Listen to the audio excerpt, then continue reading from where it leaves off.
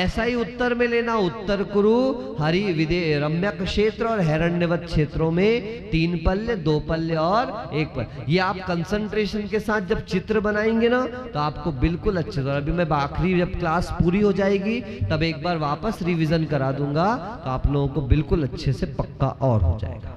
विदेहेषु संख्येय कालाः, यानी विदेह क्षेत्रों में मनुष्यों की आयु संख्यात वर्ष की होती है। कितने वर्ष की? अरे वाह, संख्यात वर्ष की आयु वाले भी मनुष्य होते हैं। कहां पर? कर्म भूमियों में। कहां पर? बोलो।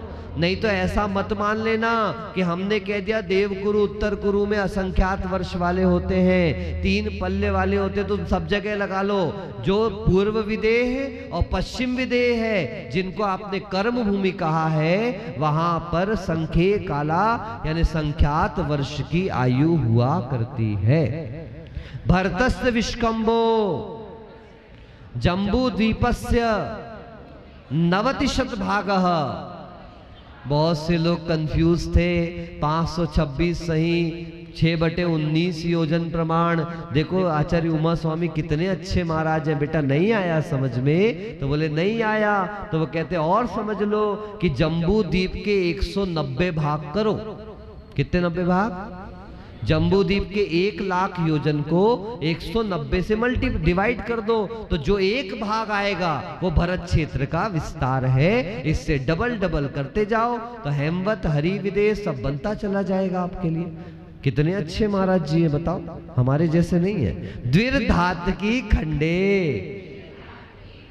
जो जो आपने जम्बू द्वीप में कहा था उसको डबल कर दो। कहां पर? धात की।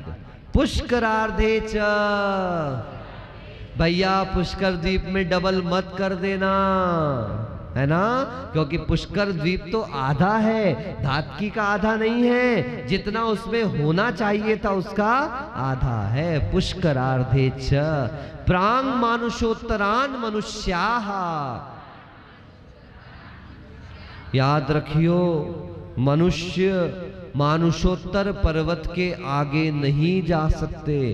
प्राक मानुषोत्तरात् मनुष्याः, संधि विच्छेद करने पर मानुषोत्तर पर्वत के पहले तक ही मनुष्य, यानी मानुषोत्तर भी नहीं चढ़ सकते। ध्यान रखना माता जी, प्राक लिख देने से पहले यदि आ मानुषोत्तरान मनुष्य लिखते तो मनुष्योत्तर पर्वत भी चढ़ सकते थे, लेकिन मानुषोत्तर पर्वत नहीं चढ़ सकते, ये बात निश्चित। प्राक शब्द कह देने से पहले तक के, बस उसके पहले तक के। यदि आ कहते तो क्या मानना पड़ता कि मानुषोत्तर तक चढ़ा, मतलब फिर पहाड़ पे चढ़ के अपन उसके आगे का समुद्र देख सकते थे, लेकिन नहीं देख सकते, है ना। आर्याम लेक्षाश्च, मनुष्य 2 प्रकार के, आर्य मनुष्य और म्लेच्छ मनुष्य। विभिन्न गुणों से संपन्न हो, गुणवानों से सेवा के योग्य हो, उन्हें आर्य कहा जाता है। और शब्द देखो, अर्यतीति आर्य, जो विकास करने का सामर्थ्य रखते हैं उनको क्या कहा जाता है? देखो हम आपसे बार बार कहेंगे, हम जो शब्द कहते हैं ध्यान से सुनो, हमारे कहीं कॉपी में लिखा नहीं है, हमने गुरुमुख से कभी सुना था, आज आपके सामने बार बार आ रहा है हमारे लिए। अर्यति इति आर्य, जो विकास कर सकते हैं उनको क्या कहते हैं? आर्य कहते हैं। और जो आचार विचार से भ्रष्ट है, धर्म कर्म का कोई विवेक नहीं है, उन्हें क्या कहा जाता है? आप भी अभिषेक करने आते हो, पूजा करने आते हो, आहार देने आते हो, बहुत टेंशन देते हो भैया, आपको भगवान के सामने खड़े होने का विवेक ही नहीं है, आपने भगवान को पत्थर माना हुआ है, आप तो भगवान को भगवान ही नहीं मानते। ये मैं आपको कल प्रवचन में जरूर बताऊंगा, नहीं तो आप लोग कभी सुधरने वाले, और जिसको बुरा लग जाए तो भगवान जरूर लग जाए, क्योंकि जब तक बुरा नहीं लगता है हमारी परिणतियां बदलती नहीं है। ये देखो आपको बता दे रहा हूं, जो इसका विवेक ज्ञान शून्य हो गया वो म्लेच्छ है, म्लेच्छ। अब वो चाहे यहां पर हो और चाहे वहां पर, ये भूमि से नहीं बांटता। मैं तो कहता हूं यहां भी म्लेच्छ पाए जाएंगे, मंदिर में बहुत म्लेच्छ आते। आहार देते समय आज महाराज की तकलीफ की बात हो रही है। 10 बार कह रहा हूं, गिनती के 8 लोग, सब मैं आगे हो जाऊं, मैं आगे हो जाऊं। अरे 1 ग्रास दे लिया, खिसक जाओ ना। 8 ग्रास दे लोगे तो क्या तुम लोग आज क्या सिद्धशिला पहुंच जाओगे क्या? बीना बारा में हम थे, एक महिला, हमारा अंतराय हो गया। हम आके खिड़की के अंदर, खिड़की के पास अंदर की तरफ बैठे थे। 1-2 दादियां मिली आपस में, काय दे आई आहार। हाँ भैया आज तो 15 निपटा दे आज तो 15 निपटा दे हमने। और दूसरी बोले हम तो 22 निपटाए करके। अरे भैया मुझे याद आया, यही दादी आई थी मुझे आहार देने के लिए, और यही ग्रास रख के, और देखा भी नहीं, और बाहर वो दादी बाहर और मैं भी चौके के। ये क्या है? कितना देना है, क्या करना है? अरे एक साधु के पास जाओ, विवेक पूर्वक प्रवृत्ति करो, साधु की परिस्थिति देखो। वैयावृत्ति शब्द का मतलब क्या है? आहार दान का मतलब क्या है? आपका भी विकास हो और जिसको दिया जा रहा उसका भी विकास हो, इसको दान कहा जाता है। वैयावृत्ति का अर्थ होता अनुकूलता प्रदान करना। क्या होता है? नहीं तो हमने ऐसे ऐसे लोग भी देखे हैं। हमें आज भी याद है कि एक श्राविका आई, वो केले की सब्जी बना के लाई। 8 दिन से हम उस गांव में थे, केले की सब्जी कोई नहीं बनाया था। उस दिन केले की सब्जी बनी, हमने भी अच्छे, हमको भी लगा थोड़ा चेंज हुआ खा ले, और थोड़ी बनी भी अच्छी थी तो हमने अच्छे से खा ली। भैया दूसरे दिन एक बहन जी हमारे साथ डेली आती थी, वो बहन जी केले की सब्जी बना के लेके आ गई। बोला क्यों भैया आज क्या बात है स्पेशल? तो उतने में वो दूसरी महिला ने सोचा कल महाराज ने अच्छे से केले लिए थे, आज एक दिन और ले चलते हैं। अब जैसे ही वो केले की सब्जी आगे लेकर आई, उस दिन उसकी सब्जी उतनी अच्छी नहीं बन पाई थी। हमने मुंह में ली, हमने थोड़ा, हमको अनुकूल नहीं लगा तो हमने मना किया। उतने में वो दीदी जी आगे हुई, नहीं महाराज हम भी लाए, हमारी वाली लो। ये हमारी वाली और तुम्हारी वाली क्या है? चौके पर ये घर वाले और बाहर वाले क्या है? मुझे आज तक समझ में नहीं आया। कितने पुण्य के योग से बंबई जैसे शहर में किसी के भाव होते हैं, आहार दे लो आकर के। अरे हमारे घर में मेहमान आता है, आओ ना भैया, बैठो ना भैया, और महाराज के साथ कोई आ गए, चलो भैया दे लिया ना। ये कौन से शब्द हैं? आचार्य श्री कहते थे ऐसे व्यक्ति से आहार नहीं लेना चाहिए जो दूसरों से ऐसे अपशब्द बोल रहा है। ऐसे व्यक्ति के चौके में आहार नहीं करना चाहिए जो आए हुए मेहमान को इस तरह से व्यवहार कर रहा है। व्यवस्था के लिए बनाने में भी तरीके हुआ करते हैं। तुम्हारी शान घट जाती कि रुतबा घट गया होता, जो गुस्से में कहा तुमने वही हंसकर कहा होता, है ना? उसी को प्रेम से कह दो भैया, अपने आप सामने वाला मान जाएगा, है कि नहीं? और ऐसे अकड़ कर कहोगे तो ध्यान रखना, अकड़ा हुआ तो मुर्दा हुआ करता है। आगे बढ़ते हैं। इसलिए आर्य और म्लेच्छ की परिभाषा को समझो। हेकड़ी छोड़ो अपनी अपनी। कितनी महिलाएं आज थी, सबको मैं कितनी बार कह रहा था, 1 ग्रास दिए साइड हो। आज का दिन जब भी साधु का स्वास्थ्य खराब हो तो मैं और मेरे से कुछ नहीं होता। उस समय गुरु आज्ञा सर्वोपरि हुआ करती है। गुरु ने जैसा कह दिया वैसा काम, और जिस दिन स्वस्थ हो जाए तो सब चढ़ जाना, मुझे कोई प्रॉब्लम नहीं है। लेकिन जब तक स्वास्थ्य अनुकूल नहीं तब तक ही आपकी वैयावृत्ति। महिलाएं क्या वैयावृत्ति कर सकती हैं? पैर दबा नहीं सकते, तेल लगा नहीं सकते, हाथ पैर दबा नहीं सकते। आप क्या कर सकते हो? अरे शुद्ध हवा तो दे सकते हो कि नहीं दे सकते? शुद्ध पानी देते महाराज विशाल भैया, कुएं का पानी निकाल के देते शुद्ध है महाराज। ताजे मसाले हैं बिल्कुल धड़ाधड़। इनके चौके में जाओ तो महाराज गैस भी नहीं, सिगड़ी प्योर बिल्कुल है। और कुकर भी कुकर उकर नहीं लगता महाराज, डब्बे में बनता, डब्बे में इतना शुद्ध। प्लास्टिक की रस्सी नहीं चलती, पॉलीथीन का सोला नहीं चलता, और गाड़ी में लाया पानी नहीं चलता। इतनी शुद्धि, सारी चीज तो शुद्ध देते हो मगर हवा शुद्ध नहीं देते, घेर कर खड़े हो जाते हो। कल एक काम करते हैं, आपको बैठाते हैं कल भोजन करने के लिए गजेंद्र भाई, और चारों तरफ से 4, 8, 10 लेडीज घेर लेंगी आपको और पूरे समय आपको देखती रहेंगी। अब ये देखो पानी पूरी महाराज के हाथ में गई, ये मसाला एक ने डाला, ये पानी तीसरे ने डाला, अब देखो देखो देखो महाराज वही तो दिखा रहा हूं मैं कि आप सोचिए कि आगे जो व्यक्ति है महाराज तो खा नहीं पा रहे और उतने में महेंद्र भाई का मुंह हो गया। आप खा लोगे क्या फिर, ये बताओ? नहीं खा पाओगे ना। तो साधु भी तो इंसान है। अरे छोटे छोटे उम्र के, थोड़ा ध्यान रखो। वैयावृत्ति की भावना अच्छी बात है, लेकिन विवेक प्रवृत्ति की भावना और अच्छी बात है। आगे बढ़ते हैं अपन। भरतैरावत विदेहाहा कर्म भूमयः भूमियो न्यत्र देव कुरुत्तर कुरुभ्यः। ध्यान से देखिए, भर तैरावत विदेहाहा कर्म भूमियो न्यत्र देव कुरुत्तर। देखो वही तो गड़बड़ हो, कुरुत्तर कुरुभ्यः।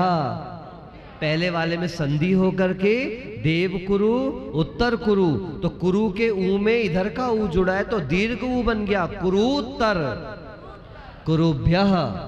दूसरे में लघु आ गया, रस्व आ गया। कह रहे हैं भरत, ऐरावत और विदेह की कर्म भूमियों को छोड़ करके देव कुरु और उत्तर कुरु आदि सब भोग भूमियां हैं। इसलिए 15 तो कर्म भूमियां हैं 2.5 द्वीप में, 5 भरत, 5 ऐरावत, और भले ही ये 2 भाग हैं लेकिन है एक ही विदेह है। इस प्रकार से 15 तो कर्म भूमियां हो गई और भोग भूमियां आप गिनना चालू कर दो तो विदेह क्षेत्र संबंधी 2 अलग अलग, एक विदेह संबंधी 2, तो 5 विदेह संबंधी कितनी हो गई? 5 दूनी 10। और उसके अलावा हेमवत हरि रम्यक और हिरण्यवती 4 हो गई, तो 5 के 4 5 को कितनी हो गई? 20। 20 और 10 कितनी हुई? 30। तो 15 तो कर्म भूमियां और 30 हो गई आपकी भोग भूमियां। नृस्थिति परावरे त्रिपल्योपमांतर मुहूर्ते, यानी मनुष्यों की उत्कृष्ट स्थिति कितनी हुआ करती है? 3 पल्ल की होती है। यानी हम सब मनुष्यों के बीच में यदि मनुष्यों की हाईएस्ट आयु निकाली जाए तो उत्तम भोग भूमि में 3 पल्ल की मैक्सिमम आयु होगी, और अपन की कर्म भूमि में जघन्य गिनेंगे तो कितनी हो जाएगी? अंतर मुहूर्त की। अब काल काल की अपेक्षा से अलग अलग लगा लो, लेकिन सामान्य से कहो मनुष्यों की उत्कृष्ट आयु कितनी? 3 पल्ल की, और जगन्य आयु कितनी? अंतर मुहूर्त प्रमाण की। तो भैया तिर्यंचों की भी तो बता दो। तिर्यक योनिजानाम च, यानी तिर्यंच को भी इतनी होती है। यदि भोग भूमि में तिर्यंच होगा तो 3 पल्ल की उत्कृष्ट आयु, और कर्म भूमि में होगा तो जगन्य से अंतर मुहूर्त की आयु बन जाएगी। और उत्कृष्ट के कई सारे भेद भी आपके सामने बनते जाएंगे। इस प्रकार से आपका 3य अध्याय सूत्रों के अध्ययन के साथ समाप्त हुआ है ना। आनंद आया कि नहीं आया? पहली बार में जिसको इतना आनंद आया, ये समझ लेना सरस्वती की अभूतपूर्व कृपा आपके ऊपर बरसने वाली है। श्रुत की आराधना करो, श्रुत की विनय करो, और हमेशा श्रुत का सम्मान करो।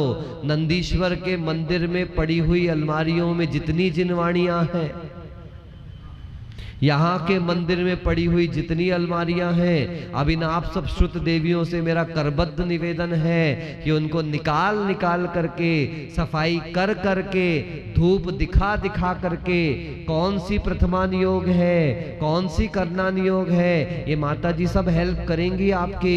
ऐसे चारों अनुयोगों को बांटकर अच्छी सुंदर लाइब्रेरी का निर्माण किया जाए, ताकि आपके श्रुत की आराधना सार्थक हो सके। नहीं तो जिससे ज्ञान मिला वही ये कचरे जैसी पड़ी हुई है, ये ध्यान रखें।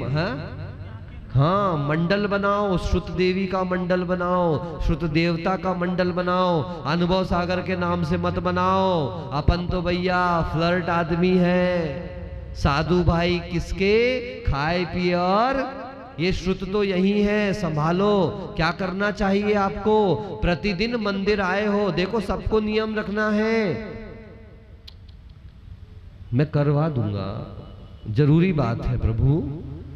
आप मंदिर आते हो, प्रतिदिन नियम रखो, एक पूजा कम करेंगे, एक पेदी का दर्शन कम करेंगे, लेकिन जाकर के कुछ मंदिरों में जो पूजा की पुस्तकें हैं उनको चेक करेंगे। यदि उनके बीच में चावल पड़ा हुआ है तो हम उसको निकालेंगे। एक एक जिनवाणी भी व्यवस्थित एक आदमी करता है। प्रतिदिन ऐसा संकल्प करके चलो। हम लोगों ने बुंदेलखंड में एक गांव में देखा था, आरिका गुणमती माता जी ने ये प्रयोग किया। उन्होंने सभी पे कवर एक से चढ़ाए और उसके बाद अलग अलग टेपों के माध्यम से, कलर टेप से निर्धारित कर दिया। सबसे पहले ग्रीन कलर रखा प्रथमान योग के लिए, दूसरा कलर रखा येलो कलर रखा उन्होंने करणान योग के लिए, ब्लू कलर रखा चरणान योग के लिए, और रेड कलर रखा किसके लिए? द्रव्यान योग के लिए। और ऊपर टेप चिपका दिए। रोज सबको नियम दिया कि आप मंदिर आते हो तो मंदिर आने के बाद जिनवाणी की अलमारी के पास भी जाइए, देखिए लाल में नीला मिला हो तो नीले को नीले में करो, लाल को लाल में करो। ये भी श्रुत की एक बड़ी सेवा है कि हम अपने श्रुत के आधार इन शास्त्रों का भी ध्यान रखें। तो ध्यान रखिए, पढ़ने के साथ साथ यदि ये भी करोगे तो निश्चित रूप से आपके श्रुत का विकास हुए बिना रह नहीं सकता है। बोलिए महावीर भगवान की जय। कल हम लोगों ने अधोलोक का वर्णन देखा था।